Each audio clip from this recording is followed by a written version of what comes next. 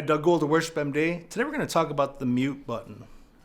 You might not have a mute button on your mixer, but if you do, I would recommend using it at the appropriate times. What do we use mutes for?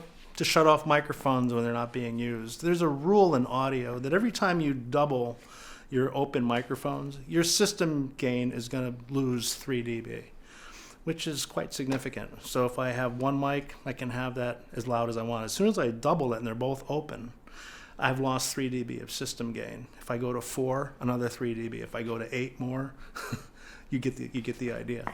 So what you want to do is to maintain good system integrity and level, you want to mute mics that aren't being used.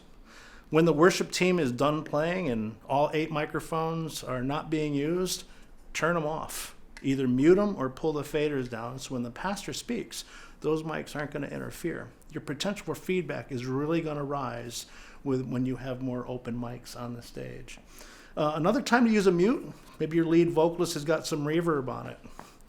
So when he's speaking, you don't want reverb on his voice.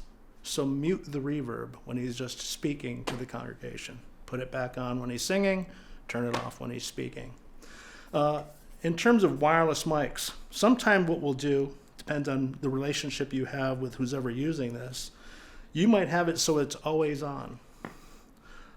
If that's the case, you're going to have to pay attention and mute it when he's not using it or she's not using it, and make sure that you're Johnny on the spot when they want to use it. Or if the talent's going to be responsible for turning it on and off, I don't want to hear anything about me being blamed for it being off when they turned it off.